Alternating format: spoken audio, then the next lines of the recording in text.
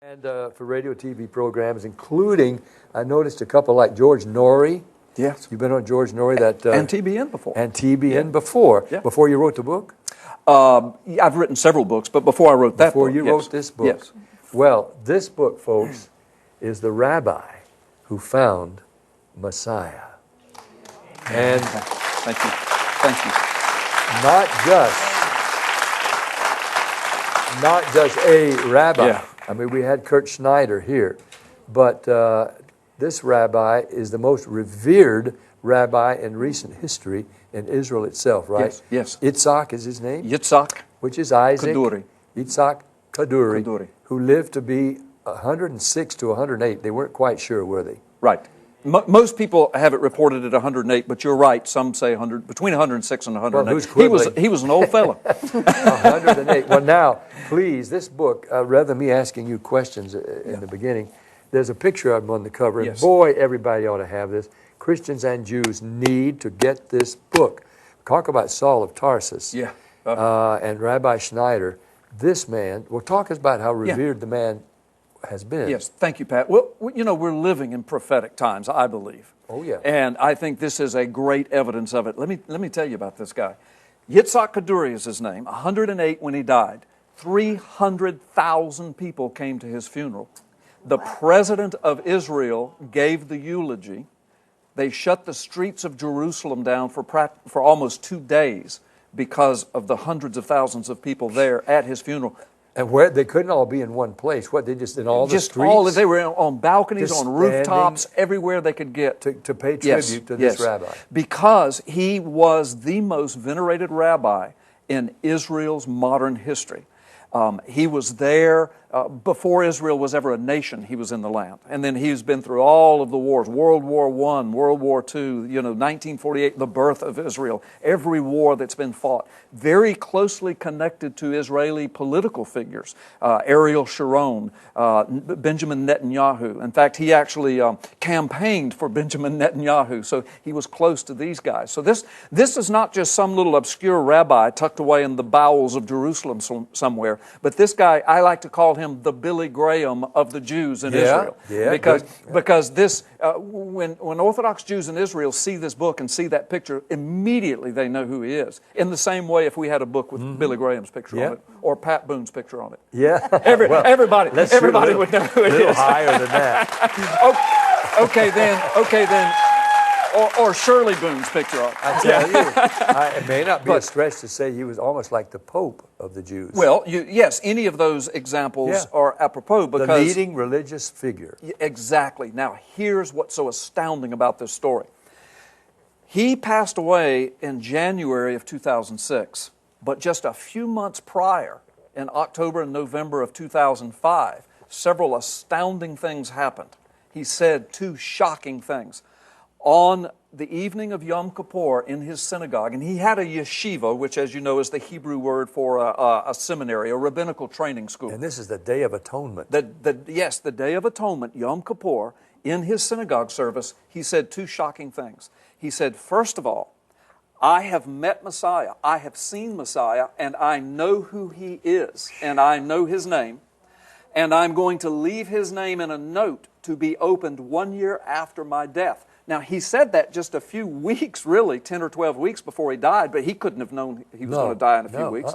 But the second shocking thing he said was that I also know, it has been revealed to me, that Messiah will come after Ariel Sharon dies. Who'd been in a coma for several years. Well, not at the time he spoke that. At the time he spoke that, in October of 2005, Ariel Sharon was still alive and was the 11th Prime Minister of Israel. He hadn't had his stroke yet. But watch this. In just a few weeks after Kaduri spoke those words, Ariel Sharon, in early January 2006, I think it's January the 6th, he had a massive stroke and went into a coma that would last 8 years. Yeah. He finally passed away in January of 2014. But so he went into a coma January 6th of 2008. January 23rd of 2008, Yitzhak Kaduri died. Yeah. So the same month, Sharon goes into a coma. But he left the word. Kaduri dies, but he left the word. That the Messiah That's right. would not be revealed till after Sharon died. Messiah would not come until after Sharon died. So, you know, a lot of people have asked, well, does that mean that the Messiah is going to come, you know, in days or months after? Well, he didn't say that, but what he said was, Messiah will not come until Ariel Sharon passes away. Mm-hmm. And again, when he spoke that, Sharon was still alive and well and the prime minister. Yeah. And then, of course, when he went into the coma, Kaduri could not have known that coma would last 8 years. No. Which was really amazing, because most people, I mean, that's so unusual for a man to lie in that state for so long. Very unusual, yeah. It almost seems as if the Lord determined that he would it's almost be there, like, almost in suspended animation, right, until the right time. Right. Now, what's really sensational about this story? So, he dies in 2006. But remember, he had said to his congregation and to the students in his yeshiva that I know who Messiah is, I've met him, I'm putting his name in a note. So 1 year later, 2007, on Kaduri.net, his ministry organization's big website, the note was posted. It was in Hebrew, of course. Israel Today ran a story on it and took a screen capture of the note and put it all over the internet. News First Class, which is a Hebrew-only language big news organization out of Jerusalem, they ran a story on it. The note was kind of encrypted, and he was famous for encrypting his notes, but his note was encrypted with instructions on how to decrypt the note. But you've got to remember now, Orthodox Jew, Orthodox Jewish organization and ministry, so here's this note on the website, but when it was encrypted, may I interject decrypted. just one Yes. second? Encrypted means, if people don't know what that means, it's almost like a puzzle, but you're told how to solve the puzzle. Exactly. In fact, here's what it said. Let me just tell you. I'm going to speak it in English, but in Hebrew it said, "He shall lead his people and prove that the word and the law are valid." Now that's the sentence he left. Mm-hmm. And people looked at that. Oh, it says concerning the letters of his name. Uh-huh. He shall lead his people and prove that the word and law are valid. So when people looked at that, they said, okay, well, that sounds like something about Messiah, but that's not the name. But then they looked at what he said, concerning the letter abbreviation of his name, comma, and then the rest of it. The rest of those words, in English it's a bunch of words, but in Hebrew it's only 6 words. Mm-hmm. So they took the first letter of each of those 6 words, the letter abbreviation, yep, and it's spelled Yehoshua. Yeah. Which is Jesus. Which is Jesus, which is the Hebrew word, for Yeshua or Jesus. Yes. Now, when they decrypted that and saw that, his organization took the note down. Because, you know, the Orthodox Jewish message basically is based on the foundation that Jesus is not the Messiah. Mm-hmm. So when they saw that their Billy Graham said that Jesus is the Messiah, you know, Yehoshua, they took the note down and ultimately destroyed the note. But it had already been screen captured and had been reported upon. They did destroy the note. Yes, they did destroy the note. I've seen the photocopy of it, though. That's right. And it's in the his book. handwriting. That's right. So, in the meantime, years went by. I was on top of this. My publishers were on top of it, W&D Books, and they asked me, you know, would you write this? We know you know about this story. You've been doing some work and reporting. So I wrote the book, and they've made a movie out of the book. It's a documentary movie. Oh. And W&D Films did, award-winning film producer Great. George Escobar did it. But the book and the movie have made its way to Israel, and you're not going to believe what's happening in Israel now. That's what I want to hear about. Yeah. Tell me, Here's know. what's happening. Yes. Yeah. Well,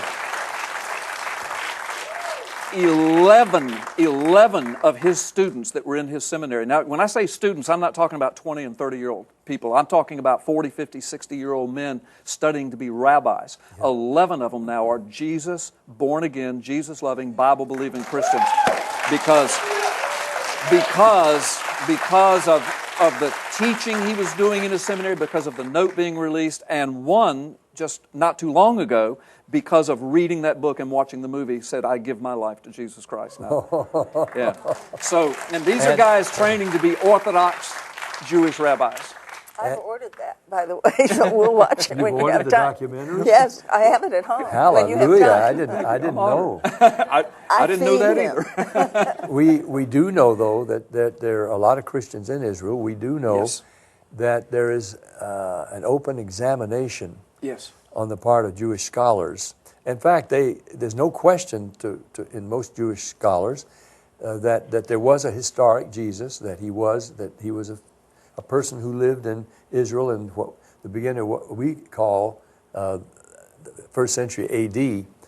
And there's discrepancies about what year that actually was, but right. There was a real Jesus, and they say he epitomized the best of Judaism. You know, one of the best examples. And yet he said, I am the Messiah, I am Yes. he. So if he was not, that's hardly the best of Judaism. Exactly. One of the best examples I can give of that truth that you just so beautifully spoke was there's a man in Israel. His name is Zev Parat, Messiah of Israel Ministries. He was born and raised in Israel. He was born into an Orthodox family, Orthodox Jewish family. His daddy was a rabbi. His grandparents were rabbis. His great-grandfathers were rabbis. He was studying to be a rabbi when he came to Christ by hearing, being on the internet and hearing the gospel and comparing scriptures to scriptures.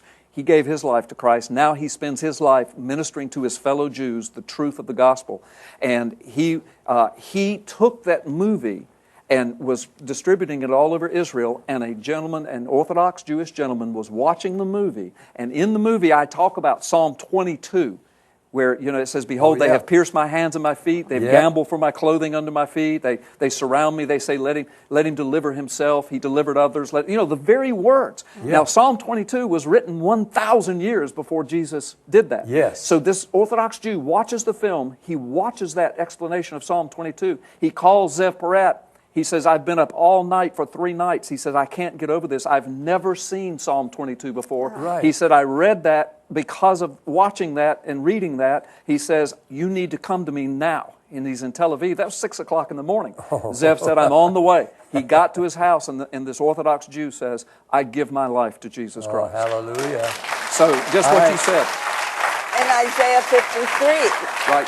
They don't read Isaiah 53 if they read those scriptures. Yeah, we've actually read Isaiah 53 to Jewish people, and they were Passover. stunned. They don't know. They say, well, that sounds like it's about Jesus. That's right. Here's Isaiah, and I read this coming down, Isaiah 11. In that day, the heir to David's throne will be a banner of salvation to all the world. The nations will rally to him, and the land where he lives will be a glorious place.